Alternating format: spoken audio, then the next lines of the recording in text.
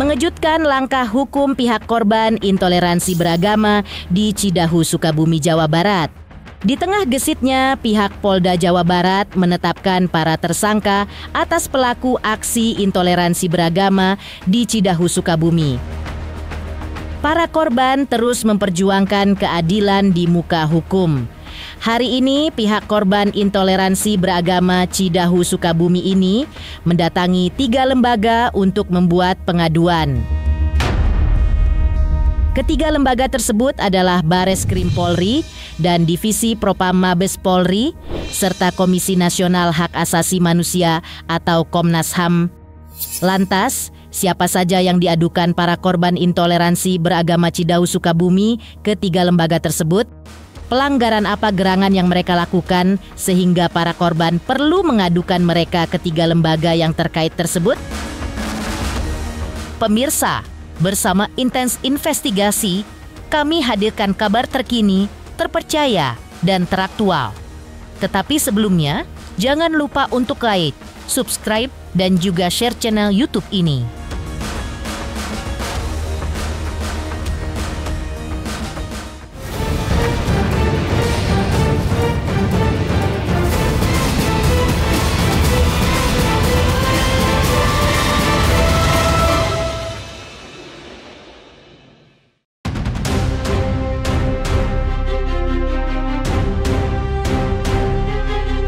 Kasus intoleransi beragama di Cidahu, Sukabumi, Jawa Barat telah dikecam oleh banyak pihak. Pihak Polda Jawa Barat atas dukungan pemerintah daerah setempat terus memproses hukum para pelaku. Sudah ditetapkan 8 orang tersangka dalam kasus ini. Namun, banyak pula suara yang berteriak agar semua pelaku ditangkap. Bahkan pihak korban intoleransi beragama pun terus bergerak di ranah hukum. Mereka merasakan ada pihak-pihak yang harus dilaporkan kepada pihak berwenang atas kejadian intoleransi beragama di Cidahu. Karena itulah, pada hari ini pihak korban mendatangi beberapa lembaga terkait. Salah satu lembaga yang didatangi oleh pihak korban intoleransi beragama Cidahu adalah Bareskrim Polri.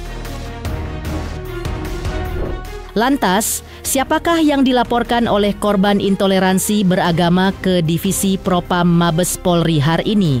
Lalu, atas pelanggaran apa dari diduga pelaku intoleransi beragama sehingga dilaporkan ke Divisi Propam Mabes Polri? Hari ini kami mendatangi Divisi Propam Mabes Polri untuk melaporkan Kapolsek Cidahu, Sukabumi atas kejadian yang terjadi pada tanggal 27 Juni 2025 di Cidahu, Sukabumi, Jawa Barat. Yang mana menurut kami menduga Kapolsek Cidahu, Sukabumi pada saat adanya pembubaran retret di Sukabumi, menurut kami diduga Kapolsek AKP Endang Slamet diduga tidak profesional dan tidak netral dalam pembubaran. Bahkan ada kata-kata seorang Kapolsek pada saat pembubaran lagi kios-kiosnya masa, seorang Kapolsek kami menduga sampai mengatakan bahwa tempat ini atas nama undang-undang kami tutup. Dan kemudian dia juga menyampaikan seperti yang video yang beredar bahwa tempat ini telah digunakan di luar dari agama kita. Artinya ini menurut kami justru memancing, memanasi masyarakat sehingga masyarakat tambah keos. Seharusnya seorang Kapolsek yang bisa mengademi ataupun bisa mengayomi ataupun bisa menghadang pembubaran tersebut, menurut kami malah sebaliknya. Kami akan membuat laporan polisi terhadap kepala desa, RT dan tersangka yang sudah ditahan untuk delik penistaan agama. Berarti jadi kami merasa bahwasanya penistaan agama ini harus diangkat karena memang unsur-unsur yang ada di kami itu sudah terpenuhi. Kalau yang di Propam itu Kapolsek satu orang saja. Kalau untuk yang di LT terkait penistaan agama itu kita akan melaporkan sekitar 3 orang. Berarti 3 orang ini siapa aja, Bang? Kami duga kepala desa, RT dan satu lagi Tokoh agama lah. Oh ya, sorry, ada tokoh agama juga. Terus sama satu lagi ada salah satu ketua PAC partai besar. Tuh LP atau nanti dipisah. Bahwasanya kami juga melaporkan tentang kekerasan terhadap anaknya juga, karena anak-anak mengalami trauma berat dan sekarang mereka lagi dalam proses penyembuhan. Kami sudah melaporkan Kapolsek Cidahu, Sukabumi, Jawa Barat, AKP Endang Slamet ke Divisi Propam Mabes Polri terkait adanya ketidakprofesionalan AKP Endang dalam hal ini sebagai Kapolsek Cidahu, Sukabumi pada saat kejadian tanggal 27 Juni 2025 di Cidahu, Desa Tangkil, bahwa menurut kami Kapolsek seharusnya yang bisa meredam ataupun menetralisir kejadian, malah justru kami menduga adanya dugaan provokasi dan bahkan ada seperti yang beredar di video ucapan seorang Kapolsek, ada ucapan dia atas nama undang-undang tempat ini akan saya tutup dan karena mereka sudah menggunakan rumah ini di luar daripada agama kita. Menurut kami ini seorang sekelas Kapolsek tidak pantas untuk membuat pernyataan-pernyataan seperti itu. Yang harusnya dia menghalang bagaimana biar kejadian ini tidak terjadi, malah sebaliknya. Kami diterima Dumasnya itu berisi tentang dugaan kekerasan terhadap anak dan penistaan agama. Jadi kami buat jadi satu Dumas karena kami biar agak efisien ya, karena kalau bikin dua nanti akan jadi repot. Itu ditujukan masih kepada Kabar Reskrim. Kami menunggu Pak Kabar Reskrim untuk segera menindaklanjuti kasus ini supaya tidak menjadi contoh yang buruk bagi masyarakat ke depannya. Izin melaporkan terduganya adalah Ketua RT, Kades, terus Ketua PAC salah satu partai besar yang sudah ditangkap dan ditahan juga, ya, dan tokoh kecamatan, ya, tokoh masyarakat. Oh iya, tanda terima. Ini tanda terima, ini surat yang kami ajukan ke Divisi Propam Mabes Polri. Ini tanda terimanya sudah untuk yang kami laporkan Kapolsek Cidahu, Sukabumi. Ini tanda terima Dumas. Langsung kami tujukan ke Bapak Kabar Reskrim. Mudah-mudahan Bapak Kabar Reskrim bisa segera menindak kasus ini semoga agar tidak berlarut-larut.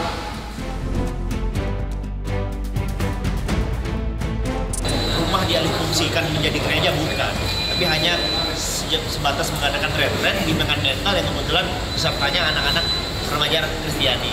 Endang Slamet, AKP Endang Slamet. Tapi kali nggak selamat ya.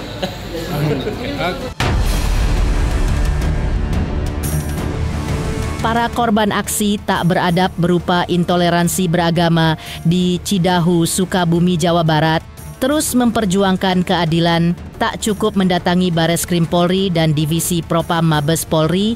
Langkah selanjutnya yang ditempuh oleh pihak korban intoleransi beragama ini adalah dengan mendatangi Komisi Nasional Hak Asasi Manusia atau Komnas HAM. Lalu mengapa pihak korban intoleransi beragama di Cidahu, Sukabumi mendatangi Komnas HAM? Benarkah pihak korban menilai bahwa selain para pelaku diduga melakukan tindakan pidana, juga diduga melakukan aksi pelanggaran atas hak asasi manusia? Kami sebelumnya sangat berterima kasih dan mengapresiasi bahwasannya Komnas HAM mengundang kami dan dengan peduli, dengan hati-hati mereka mendengarkan segala keluh kesah kami. Dan ternyata mereka juga sebelumnya sudah turun ke lapangan langsung, walaupun dalam pemaparan tadi sedikit banyak mereka mendapatkan dalam tanda kutip intimidasi dari pihak-pihak terkait, tapi mereka tetap memperjuangkan, mereka sepakat bahwasanya pembubaran dan pelarangan ibadah ini ataupun kegiatan keagamaan ini adalah suatu pelanggaran HAM. Ya, tadi yang disampaikan rekan kami, pada prinsipnya kami sekali lagi mengapresiasi langkah Komnas HAM mengundang kami, dalam hal ini Ibu Ketua ya, Ibu Anis Hidayah, tadi juga disambut oleh Bapak Pramono, Komisioner Mediasi. Kami sangat mengapresiasi, bahkan tadi kami ternyata baru tahu Komnas HAM dalam hal ini sudah memerintahkan stafnya untuk turun langsung ke Cidahu. Kami benar-benar memberikan apresiasi yang sebesar-besarnya. Terkait dukungan, tadi Komnas HAM sangat berkomitmen mendukung proses hukum yang ada. Bahkan ya mereka juga sepakat bahwa pelaku-pelaku ini memang wajib harus dihukum, dan mereka juga menyampaikan kepada kami juga mungkin nanti akan memberikan rekomendasi yang kita belum tahu rekomendasinya apa, tetapi yang kami dapat simpulkan bahwa intinya Komnas HAM dalam hal ini sangat mendukung proses ini dan tidak ada tempat bagi para intoleran. Pada saat teman-teman dari Komnas HAM turun ke lokasi kejadian di Cidahu, pihak dari Polsek seolah-olah selalu mendampingi, mengintili. Jadi membuat Komnas HAM dalam hal ini dalam mewawancarai korban yang ada di situ, yaitu Pak Yongki dan Bu Moni, sedikit agak kesulitan karena kalau Komnas HAM ingin menggali fakta kan harus di tempat yang aman, tenang, dan tidak ada intimidasi segala macam. Tetapi tadi agak sedikit mendapatkan sebuah sedikit dugaan intimidasi lah. Dari Kapolsek maksudnya? Dari Polsek, karena ya tadi versinya dari pihak Komnas HAM bahwa pihak Polsek ini dan Babin Kamtipmasnya selalu ngintilin. Jadi sehingga mereka tidak nyaman lah dalam menggali fakta yang ada. Polsek itu bertindak suka berubah-berubah gitu.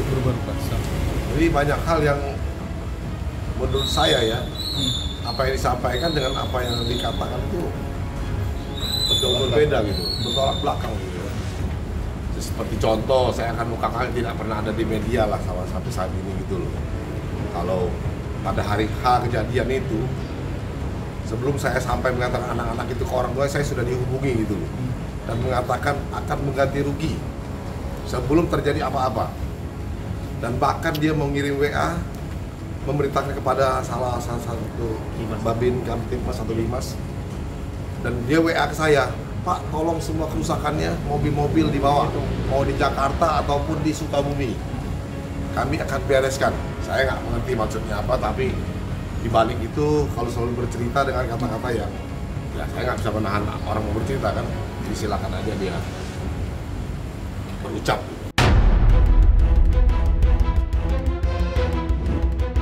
Mengejutkan, langkah pihak korban intoleransi beragama hari ini yang mendatangi Bareskrim Polri, Divisi Propam Mabes Polri, dan Komnas HAM lantas.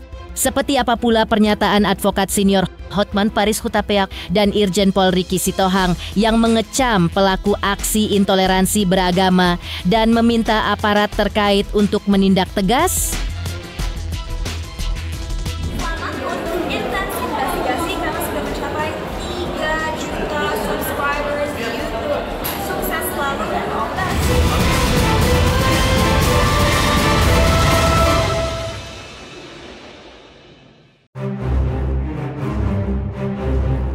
Kisruh yang muncul sebagai buntut kasus intoleransi beragama yang terjadi di Cidahu, Sukabumi, Jawa Barat ketika sekelompok orang membubarkan kegiatan keagamaan atau retreat pelajar Kristen dan perusakan villa di Desa Tangkil pada hari Jumat, tanggal 27 Juni 2025 hingga kini terus menjadi bahan perbincangan baik di jagat maya maupun di jagat nyata.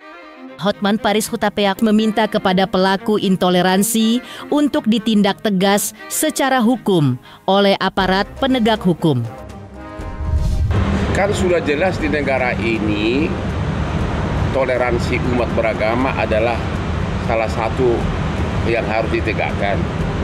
Jadi kalau masih ada tindakan intoleransi, ya agar segera pejabat terkait khususnya Kapolda maupun Gubernur Pemda setempat segera bertindak yang berwenang, jangan main hakim sendiri, itu aja pesan saya. Ya. Kang Deddy Mulyadi juga perlu berperan nggak? Ya di sini peran dari pimpinan daerah khususnya Gubernur sangat perlu, terutama himbauan kepada Bapak Gubernur Jawa Barat agar segera menindak warganya yang bertindak main hakim sendiri, terutama berkaitan dengan intoleransi pembangunan maupun kegiatan ibadah. Kan sudah ada undang-undangnya semua, sudah ada undang-undangnya, sanksi pidananya pun ada. Ya, ada undang-undangnya, sudah banyak undang-undangnya. Ya, sanksi pidananya pun apapun intoleransi main hakim sendiri itu pidana. Itu udah ratusan tahun ada undang-undang itu ya nggak?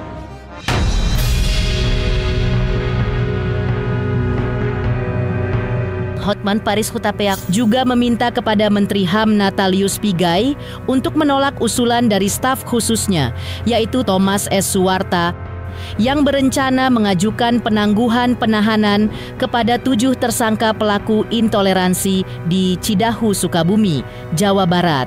Hotman Paris meminta dengan tegas agar Menteri Hak Asasi Manusia tidak menjadi penjamin penangguhan penahanan terhadap 7 tersangka dalam aksi intoleransi beragama di Cidahu. Hotman Paris Hutapea menilai janggal bila Menteri Hak Asasi Manusia yang seharusnya membantu pihak kepolisian menangkap para pelanggar hak asasi manusia, tapi malah menjadi penjamin penangguhan penahanan mereka. Hotman Paris Hutapea bahkan mengingatkan Menteri Hak Asasi Manusia Natalius Pigai agar tidak coba-coba melakukan penangguhan penahanan atas ke-7 tersangka tersebut. Pasalnya, jika Menteri Hak Asasi Manusia bersikap lunak, maka hal seperti ini bisa saja akan terjadi lagi di daerah lain, lantaran tidak diberikan efek jera. Tak lama mendengar permintaan dari Hotman Paris Hutapea tersebut, Natalius Pigai selaku Menteri Hak Asasi Manusia pun mengeluarkan pernyataan resmi. Melalui akun sosial media pribadinya, Menteri Hak Asasi Manusia diantaranya mengatakan bahwa dirinya selaku Menteri Hak Asasi Manusia Republik Indonesia tidak akan menindaklanjuti usulan spontanitas dari staf khususnya yang bernama Thomas S. Suwarta. Pasalnya, jika ia kabulkan, maka hal itu akan mencederai rasa keadilan bagi pihak korban.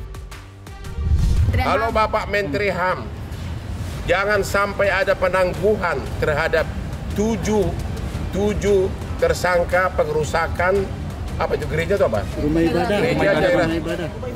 Rumah ibadah daerah Sukabumi. Bapak itu diangkat jadi Menteri HAM adalah untuk menangkap orang-orang yang melanggar HAM.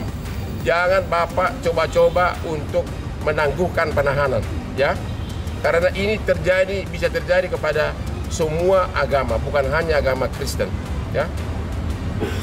Jadi sekali lagi pada Bapak Menteri HAM, jangan Bapak bantu untuk penangguhan, ya. Bapak justru ditunjuk sebagai menteri untuk membantu polisi menangkap para pelaku pelanggar HAM. Sebagai Menteri Hak Asasi Manusia Republik Indonesia, saya tidak akan menindaklanjuti usulan spontanitas Thomas S. Suwarta, staf khusus Menteri Hak Asasi Manusia, karena itu mencederai perasaan ketidakadilan bagi pihak korban. Tindakan yang bertentangan dengan hukum adalah perbuatan dari individu atau personal bertentangan dengan Pancasila. Sampai saat ini, kami belum mengeluarkan surat atau sikap resmi dari kementerian karena sedang menunggu laporan dari Kanwil Jawa Barat. Demikian untuk menjadi perhatian.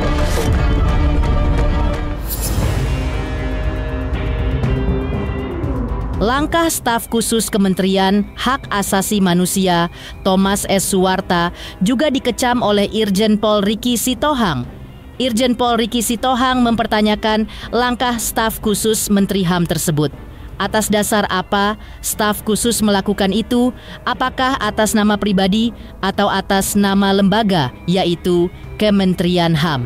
Jika atas nama pribadi staf khusus, lantas apa kapasitasnya untuk mengajukan serta memfasilitasi supaya ditangguhkan penahanan atas 7 orang tersangka?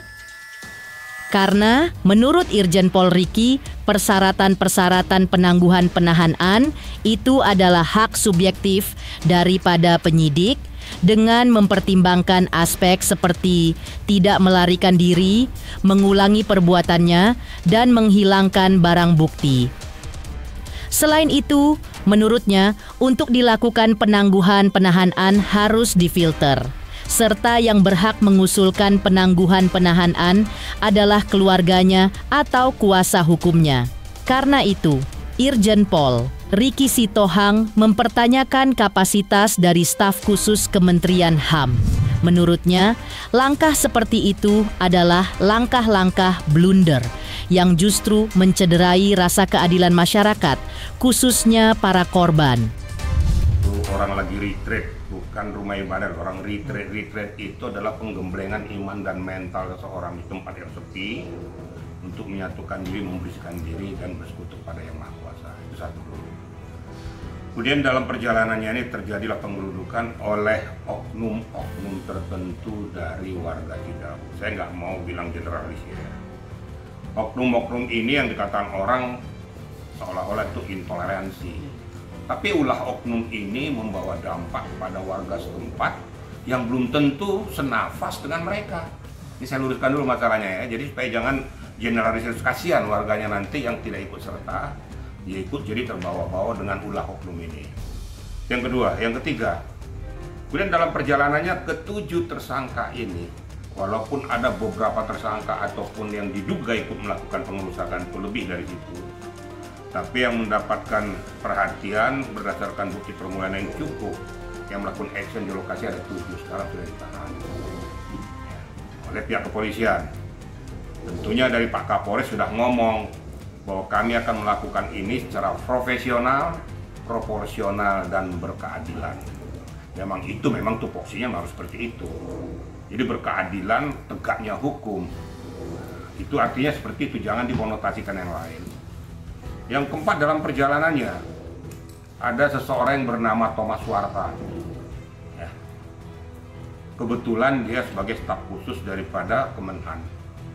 Berarti di bawah Pak Menteri HAM, mengusulkan atau memfasilitasi untuk menangguhkan ketujuh tersangka tersebut.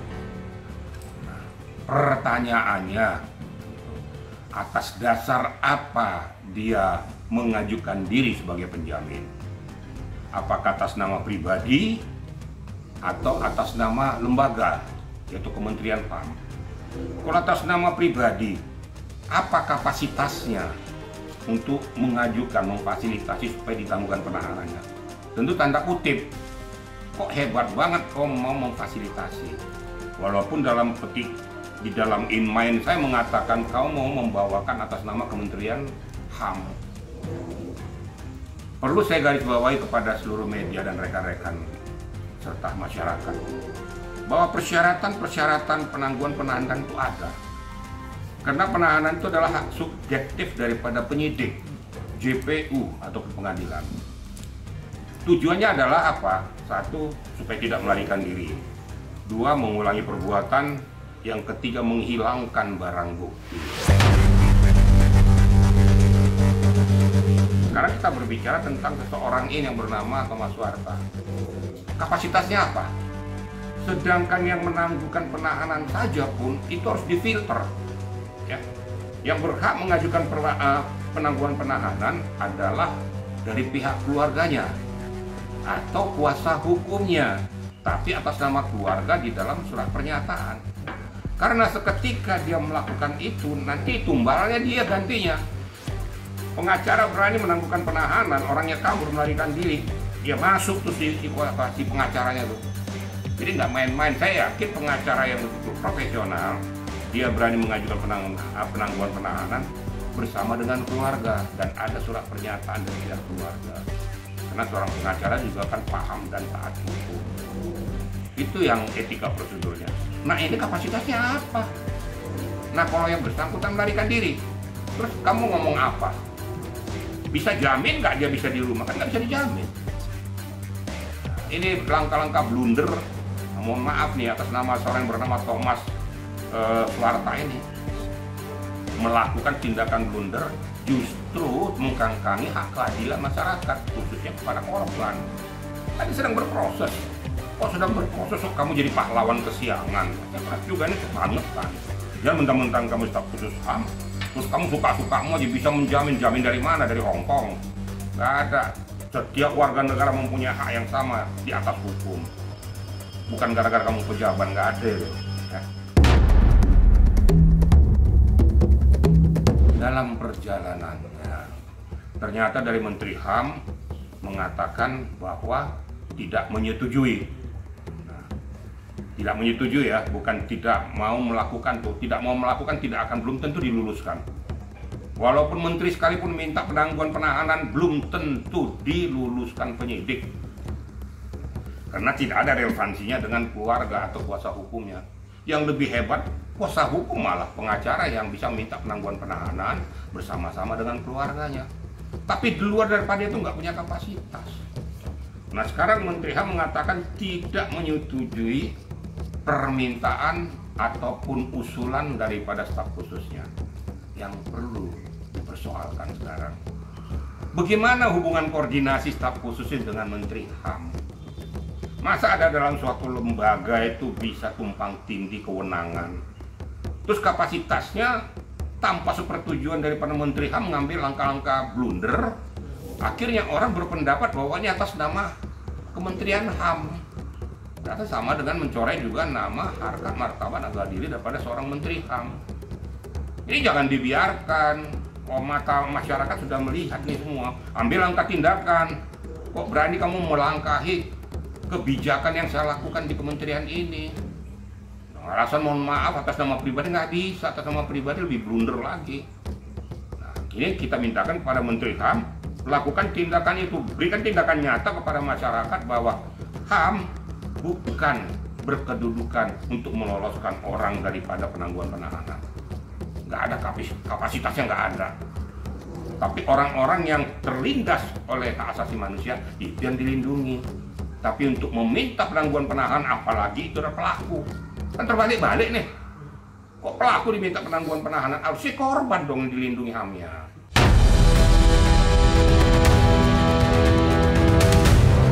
Pemirsa, bersama Intens Investigasi, kami hadirkan kabar terkini, terpercaya, dan teraktual. Tetapi sebelumnya, jangan lupa untuk like, subscribe, dan juga share channel YouTube ini.